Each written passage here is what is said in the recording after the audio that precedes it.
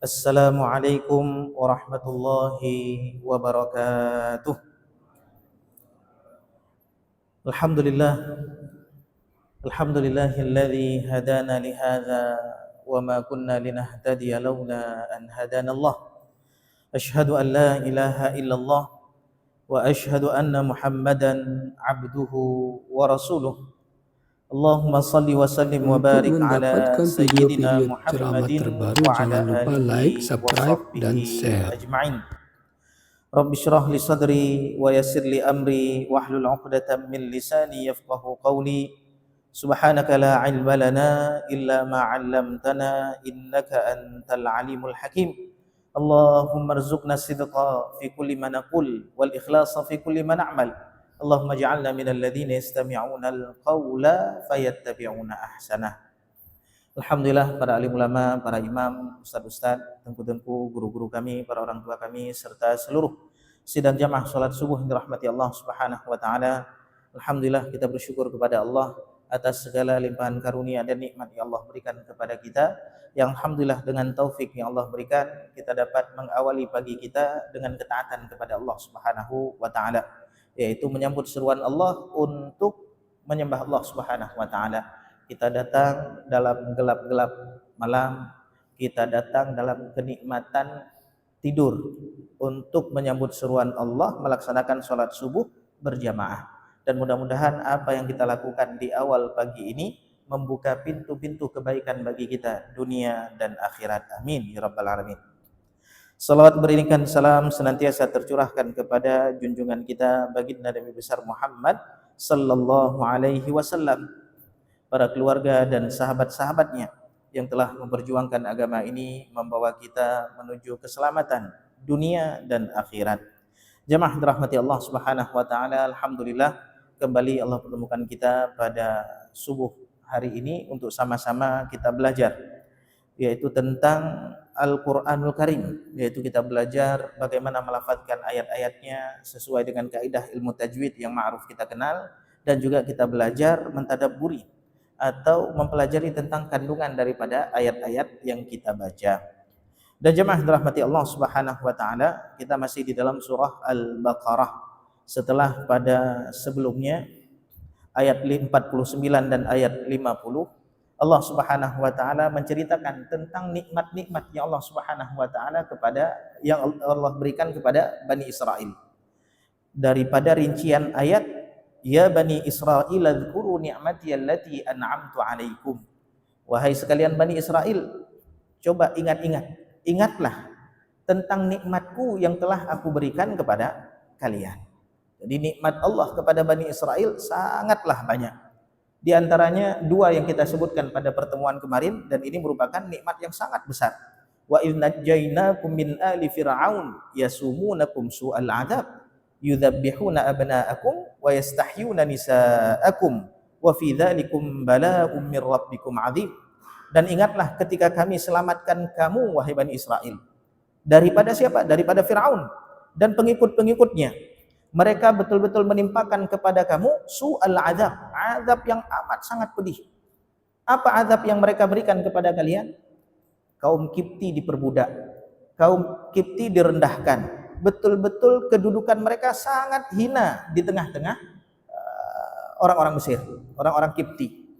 Maka Allah Subhanahu wa taala selamatkan mereka daripada azab yang buruk tadi. Apa yang orang-orang Kipti itu lakukan kepada Bani Israel? Yudzabbihuna abna'akum. Mereka menyembelih anak-anak kalian. Ini menyembelih, Masya Allah. Kalau membunuh kadang-kadang dibawa ke laut, kita nggak tahu, kita nggak khawatir. Atau kadang-kadang biasa saja. Tapi ketika mendengar kalimat disembelih, Masya Allah, jadi berat. Ini dibunuh anak-anak mereka. Ini anak-anak lelaki. Kenapa dibunuhnya kita sudah sebutkan, bahwasanya ketika itu Firaun bermimpi bahwasanya kekuasaannya itu akan betul-betul dihancurkan.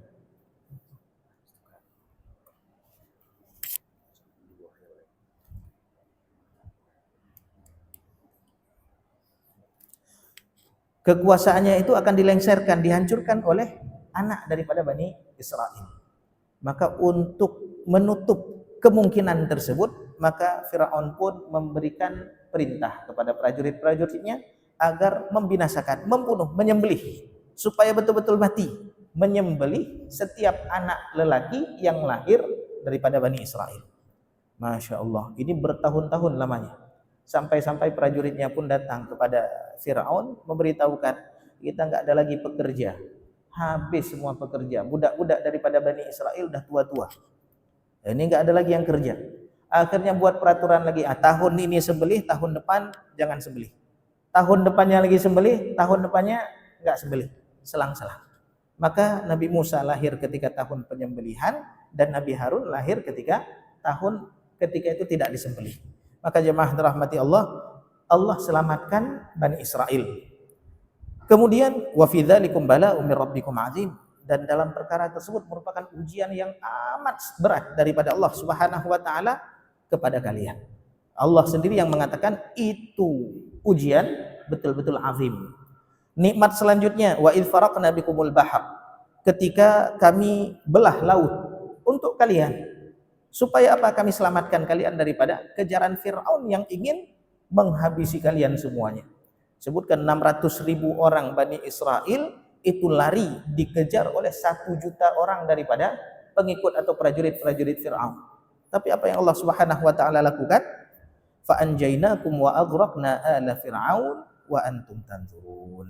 Kami selamatkan kalian dan kami tenggelamkan itu bala tentara Firaun, dan kalian ketika itu menyaksikan bagaimana peristiwa dahsyat yang Allah Subhanahu wa taala berikan sebagai nikmat bagi kalian. Nikmat selanjutnya kita masuk ke dalam ayat 51. Wa idz wa'adna Musa 40 lailah, dan ingatlah, wa idz ini kita sudah sebutkan dzaraf yang menunjukkan tentang waktu, dzarfuz zaman. Tatkala, dan ingatlah tatkala kami berjanji kepada Musa alaihi salam. Apa janji Allah kepada Nabi Musa? Yaitu untuk memberikan kitab kepada Nabi Musa. Tapi dengan syarat 40 lailah, setelah Nabi Musa itu melalui 40 malam. Apa yang dilakukan oleh Nabi Musa selama 40 malam? Yaitu beribadah. Nabi Musa alaihi salam beribadah, bermunajat. Setelah 40 hari baru diberikan Alkitab kepada Nabi Musa, yaitu kitab Taurat.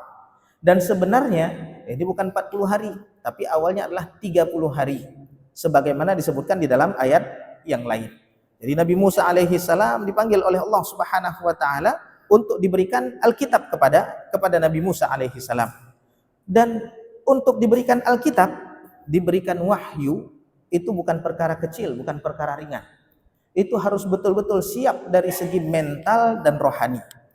Fisik harus kuat, rohani pun harus kuat. Kita lihat bagaimana Rasulullah sallallahu alaihi wasallam ketika beliau sallallahu alaihi wasallam diberikan wahyu oleh Allah Subhanahu wa taala. Beliau berkhalwat, hubbiba ilaihil khala, kalau di dalam hadis yang diriwayatkan oleh Sayyidah Aisyah. Tiba-tiba Rasulullah sallallahu alaihi wasallam pingin bersemadi, pingin menyendiri, pingin mengasingkan diri. Maka Rasulullah sallallahu alaihi wasallam mengasingkan diri beliau ke gua Hira.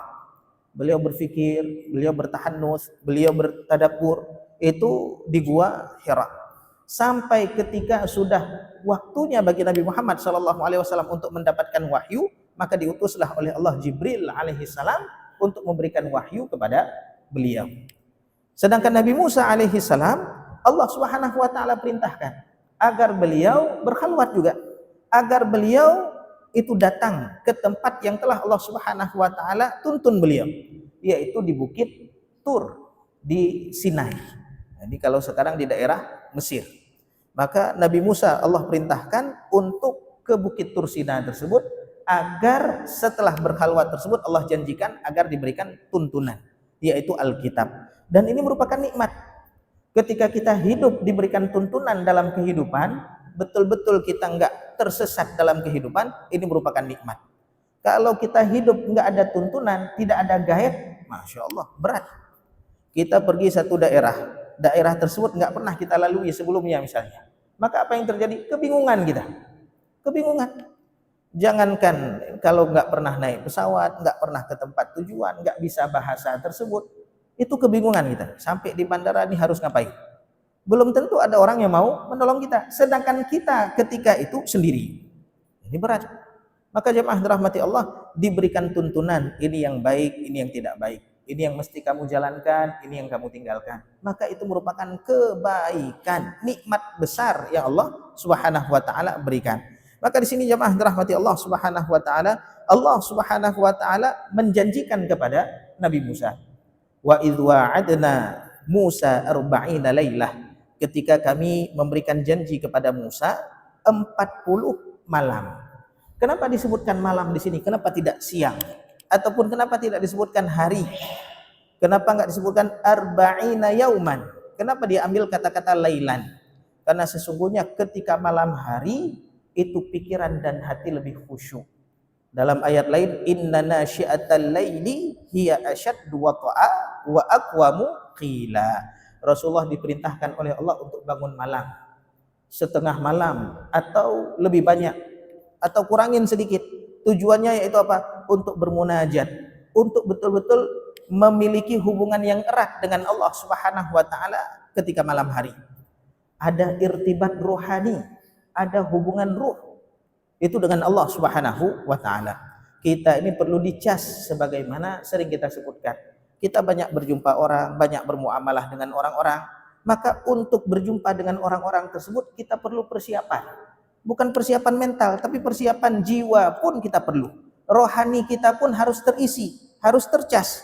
Maka di antara hal yang paling ampuh dalam mengecas, dalam menyempurnakan rohani atau jiwa seseorang, yaitu bangun ketika malam hari, bermunajat, minta sama Allah, sholat. Ini hal yang paling baik, yang paling ampuh dalam mengecas rohani seseorang. Supaya apa? Supaya kita kuat untuk berjumpa dengan orang-orang. Maka di sini Allah Subhanahu wa taala menyebutkan arba'ina lailah, 40 malam. Dan kalimat 40 ini bagaimana? Banyak kalimat-kalimat atau misteri angka daripada 40. Ada umur 40, Rasulullah diangkat menjadi nabi umur 40. Kemudian bagaimana keadaan manusia setelah 40 tahun. Ini 40 ini bahkan ada ulama yang khusus menulis kitab tentang rahasia daripada 40. Baik 40 tahun, 40 hari, dan lain sebagainya. Ini tentang 40. Dan 40 ini salah satu bilangan kesempurnaan. 40.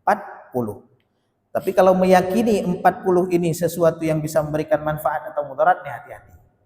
Jadi ini umumnya disebutkan secara tersirat di dalam ayat-ayat Al-Quran supaya betul-betul kita bisa mempelajarinya. Arba'ina lailah, 40 malam.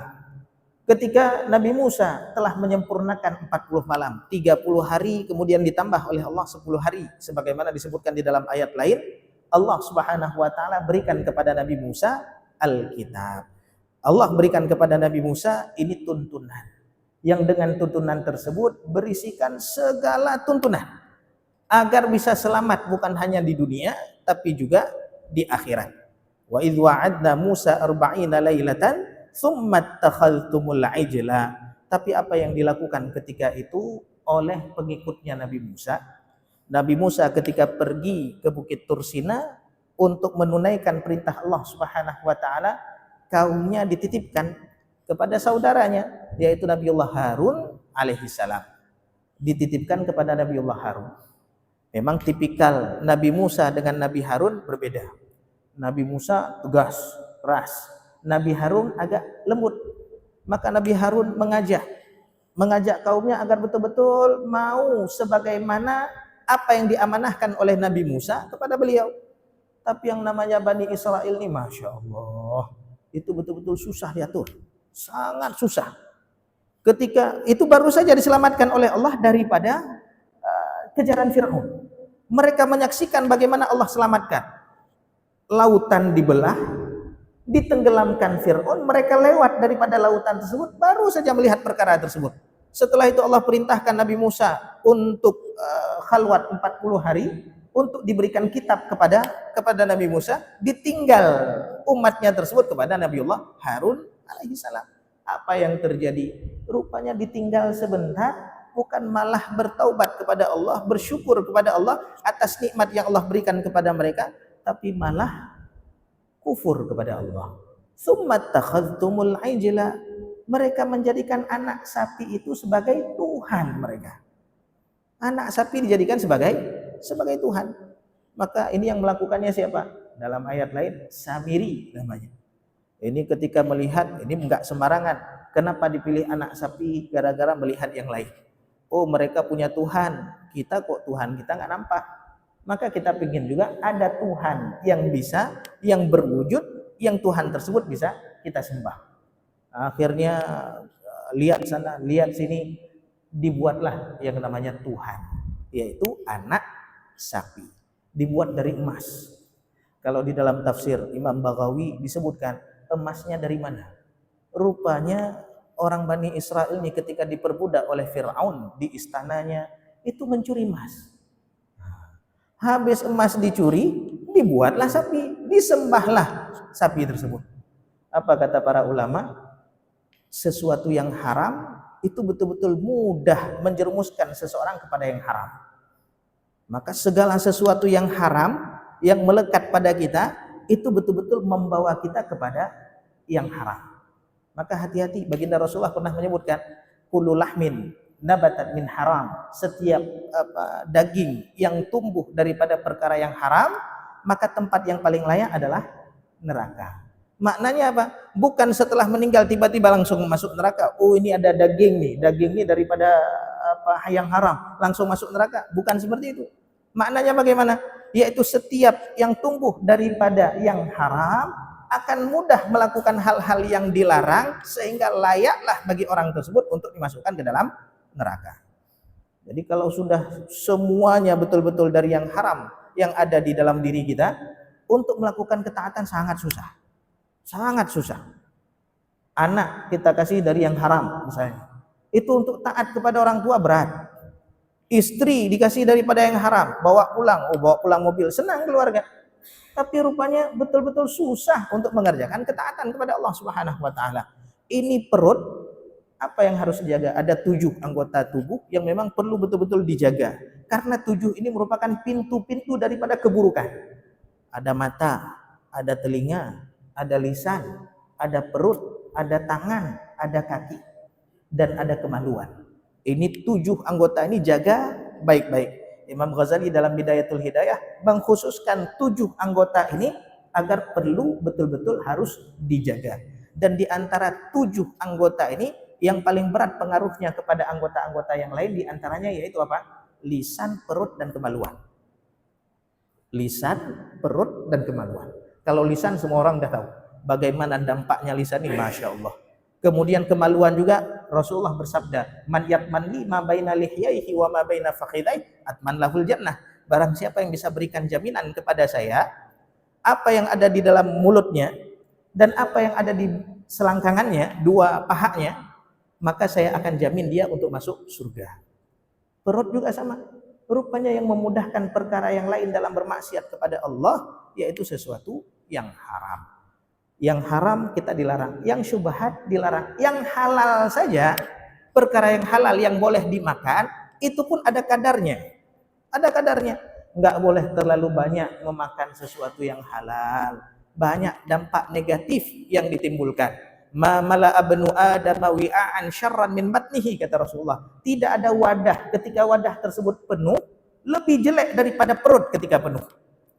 Perut ini ketika penuh bukan hanya enggak baik bagi tubuh, bukan hanya timbul penyakit-penyakit, tapi perkara keburukan dunia pun ada pada perut ketika penuh.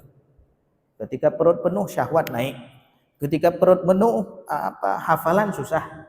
Ketika perut penuh semua macam daripada kebaikan susah. Pikirnya duduk saja, tidur saja, bawaannya ngantuk saja. Ini perut ketika penuh.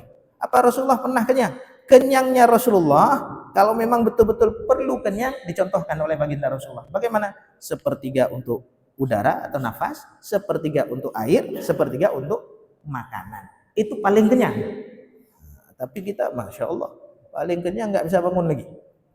Bulan puasa yang seharusnya untuk detox, untuk membersihkan semua yang jelek-jelek daripada tubuh, malah menghancurkan. UBE dadakan. Waktu ruku ingin keluar lagi, Masya Allah. Ya, ini perut. Makanya Bani Israel ketika membuat patung tersebut dari emas, dan emasnya dari mana? Rupanya diambil daripada Firaun. Ini adalah mungkin ini Firaun ini jahat, kita mencuri punya orang yang jahat mungkin baik. Ini mungkin maka kita kalau lagi kerja dengan orang yang zalim jangan buat zalim. Jangan buat zalim. Amar ma'ruf harus dengan cara yang ma'ruf, nahi mungkar harus dengan cara yang ma'ruf. Enggak boleh amar ma'ruf dengan cara yang mungkar, dan enggak boleh juga nahi mungkar dengan cara yang mungkar. Enggak boleh. Semuanya harus dilakukan dengan yang ma'ruf. Sama juga untuk memotivasi orang agar taat kepada Allah, boleh enggak kita buat hadis-hadis palsu? Enggak boleh. Enggak boleh. Allah enggak butuh kepada para pendusta untuk mendukung agamanya. Allah sendiri yang akan memberikan al-Islam ya'lu wa la yu'la alaih. Allah sendiri yang akan menguatkan agama ini. Dengan kita atau tanpa kita. Nah, ini bagaimana Islam ini betul-betul memiliki manhaj, memiliki jalan. Yang mana jalan tersebut merupakan siratan mustaqimah, lurus jalan tersebut. Bukan jalan yang bengkok-bengkok. Maka ketika mereka menjadikan sapi ini sebagai Tuhan, tsumma takhadztumul ijla min ba'di wa antum zalimun. Baru ditinggal 40 hari, rupanya melakukan keburukan yang amat sangat besar. Mereka berbuat zalim. Innasyirka la zulmun azim. Menyekutukan Allah merupakan kezaliman yang paling agung, yang paling besar.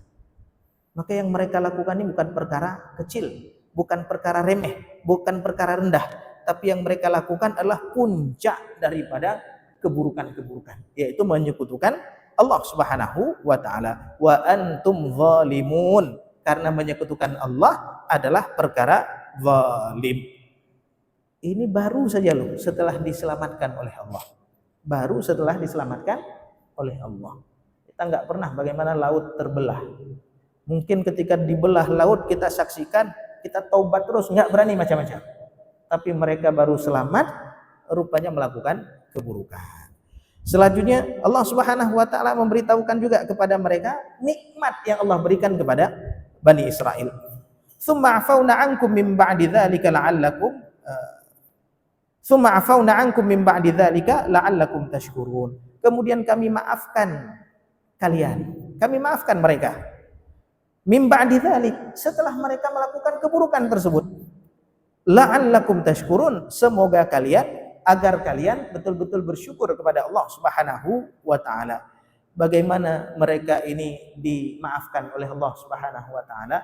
Itu disebutkan di dalam ayat-ayat setelahnya. Wa idz ataina Musal kitaba wal furqan la'allakum tahtadun. Dan ketika kami berikan kepada Nabi Musa al-Furqan, yaitu kitab yang membedakan antara yang hak dan yang batil, yang memberikan tuntunan kepada mereka agar mereka mendapatkan petunjuk, tapi mereka malah menyekutukan Allah Subhanahu wa taala. Baru Nabi Musa memberitahukan kepada mereka cara agar mereka dimaafkan oleh Allah, cara agar mereka diampuni oleh Allah Subhanahu wa taala setelah kezaliman besar yang mereka lakukan. Apa kata Allah Subhanahu wa taala dalam ayat selanjutnya? Wa idz qala Musa liqaumihi ya qaumi innakum zalamtum anfusakum bittikhadikumul ijl. Ketika Nabi Musa mengatakan kepada kaumnya, innakum zalamtum anfusakum, kalian itu telah berbuat zalim kepada diri kalian dengan menjadikan anak sapi sebagai Tuhan kalian. Fatubu ila bari'ikum, maka bertaubatlah kalian kepada Tuhan yang telah menciptakan kalian. Bagaimana cara taubatnya? Faqtulu anfusakum, bunuhlah diri kalian. Ini cara taubat Bani Israel. Di sini disuruh untuk membunuh diri mereka sendiri. Tapi kalau kita lihat sejarahnya, bukan membunuh diri, tapi bagaimana? Disebutkan orang yang ikut menyembah sapi ini itu sekitar 7.000 orang. Bani Israel ketika itu 600.000 orang. Maka orang-orang yang tidak menyembah sapi diperintahkan oleh Nabi Musa untuk membunuh yang menyembah sapi. Jadi yang enggak menyekutukan Allah itu diperintahkan untuk membunuh mereka yang menyekutukan Allah. Berat nih.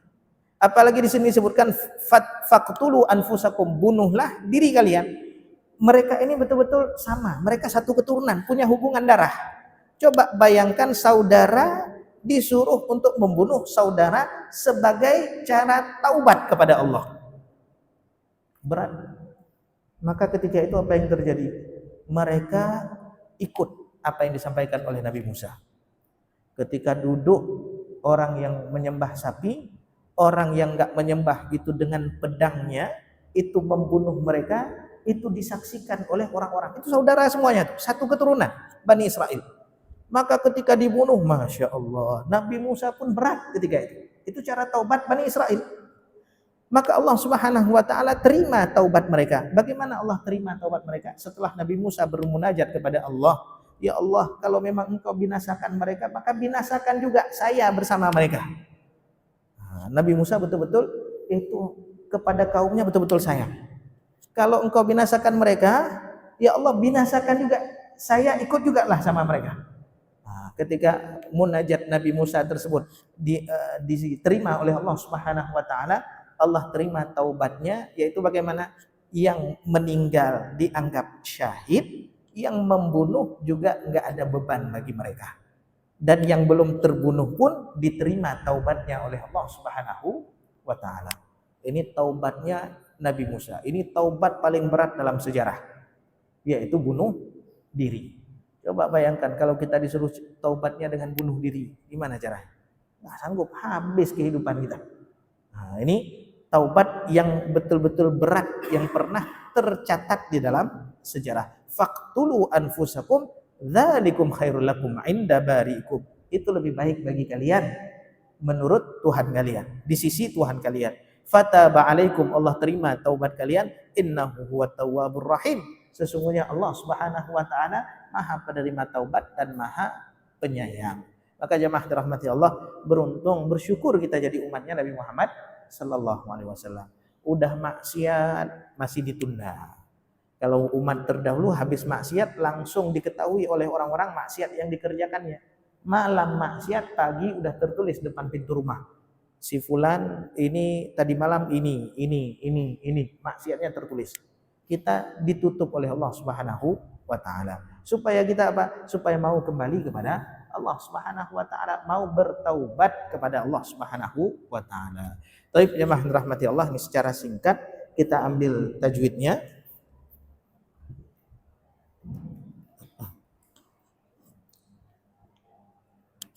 Ayat ke-51 ya, saya baca. A'udzu billahi minasy syaithanir rajim. Sama-sama. A'udzu billahi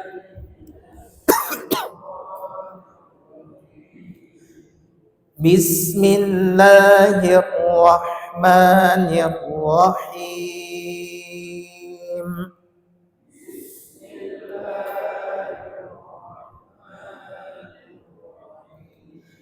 Wa idh wa'adna Musa arba'ina lailah. Sama-sama. Wa idh wa'adna Musa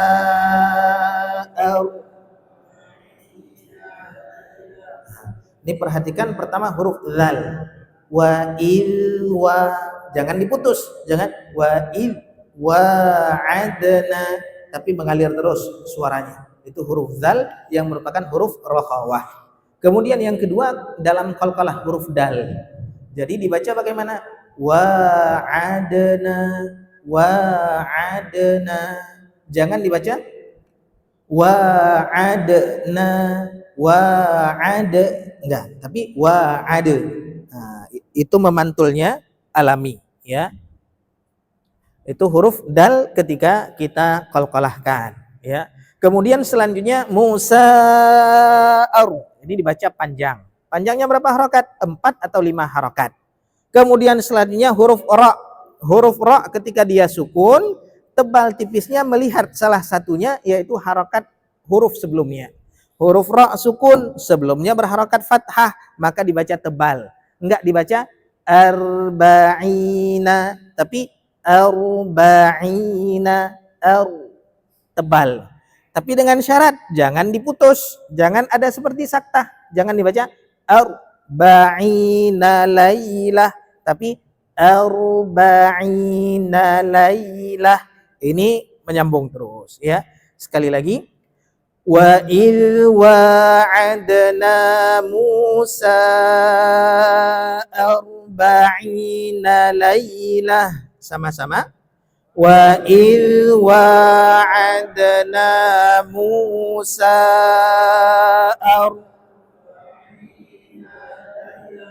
ya.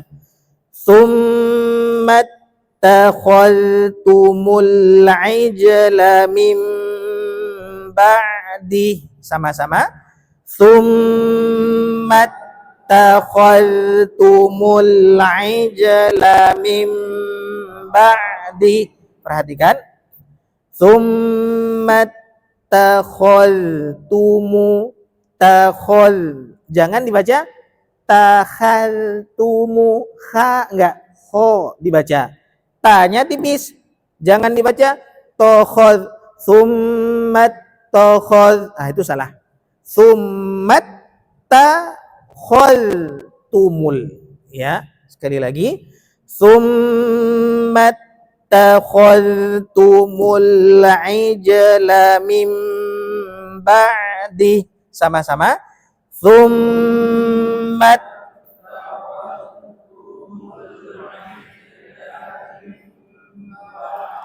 Ingat di dzal sebagaimana kita sebutkan tadi mengalir suaranya. Jangan dibaca tsummat takhadtumul, enggak, takhaltu. Nah, mengalir baru ketika masuk ke huruf ta baru berhenti. Jadi jangan dipisahkan, jangan takhaltumul tapi takhaltumul. Nah, ini huruf dzal. Begitu juga huruf jim. Jangan dibaca summat takhaltumul ijla, enggak, ijla.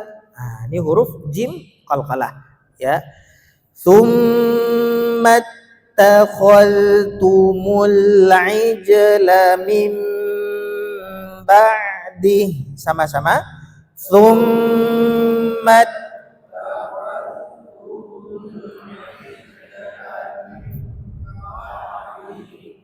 Takhol, jangan takhal. Ijla, jangan ijla. Ini huruf jim. Selanjutnya wa antum zalimun. Sama-sama. Wa antum. Ya, ayat ini ada yang ingin mencoba? Kita ambil 2 ayat aja hari ini. Silakan Pak Suparmin, silakan baca.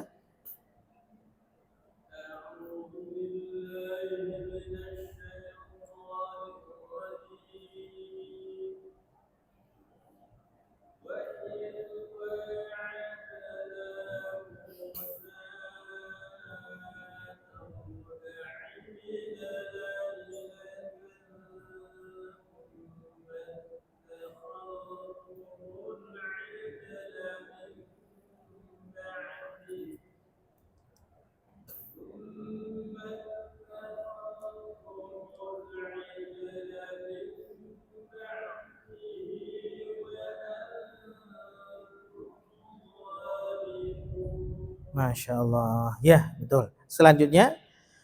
Summa afawna ankum mim ba'di dzalik. Sama-sama. Summa afawna ankum mim. Ya. Summa jangan afauna tapi afauna, a-nya ainnya nampak ya, jangan a tapi a ya, agak lebih dalam ya. Kemudian ini semuanya banyak apa gunnahnya. Angkum min, mim ketemu dengan mim disebut dengan idgham mimmi. Kemudian mim ketemu dengan ba disebut dengan iqlab ya. Ini diperhatikan. Tsumma afauna ankum min ba'di dzalik. Sama-sama. Tsumma,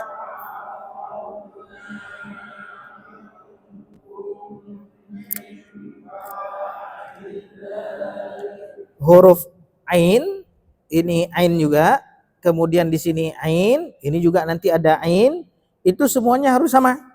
Jadi jangan di ain awal saja kita betul-betul perhatian. Afauna angkum, enggak, ang masuk juga ke tengah tenggorokan, ya. Afauna angkum, ya, masuk ke tengah tenggorokan juga. Sekali lagi, Tsumma afauna ankum min ba'di dzalik. Sama-sama. Tsumma afauna.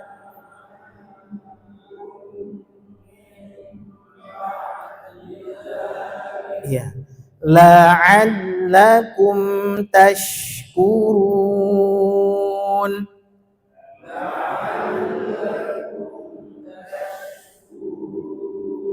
La'allakum tashkurun.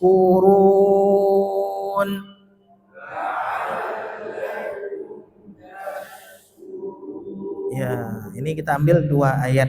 Ada yang ingin mencoba ayat selanjutnya, ayat kedua ini? Pak Wan, ada Pak Wan? Udah berangkat? Bang Fuadi silakan.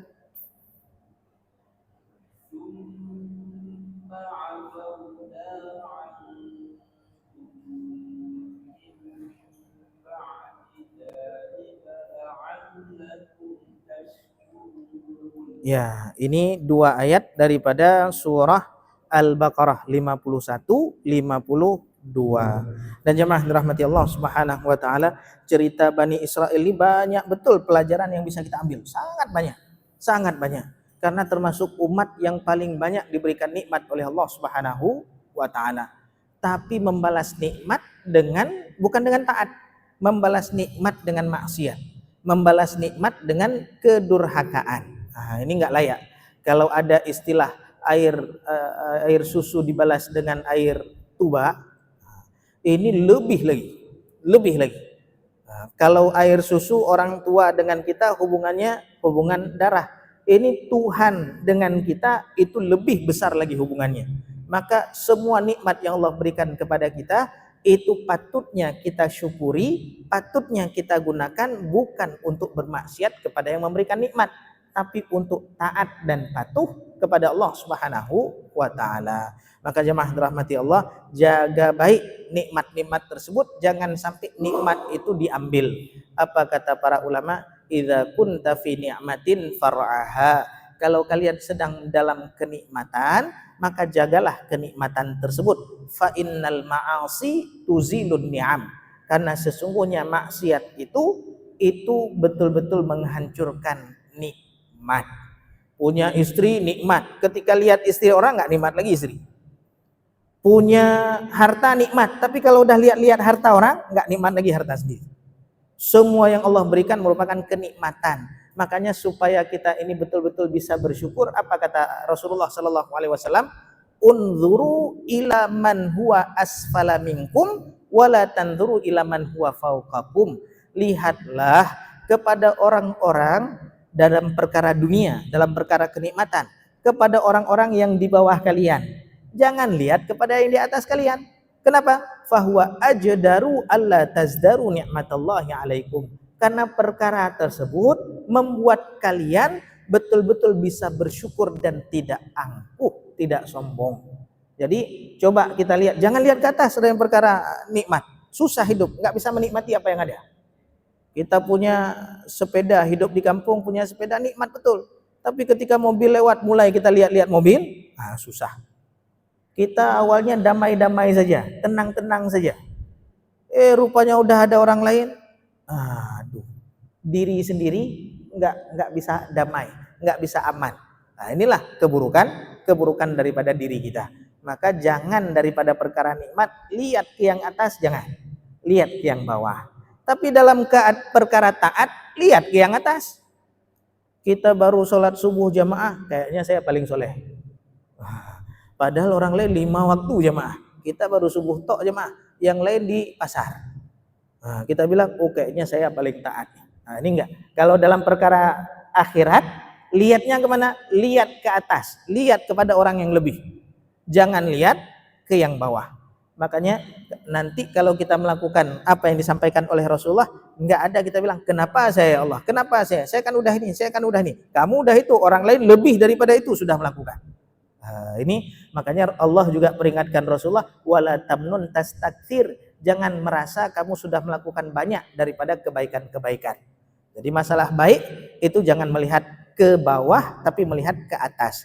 Tapi kalau masalah dunia, lihat ke bawah, jangan lihat ke atas.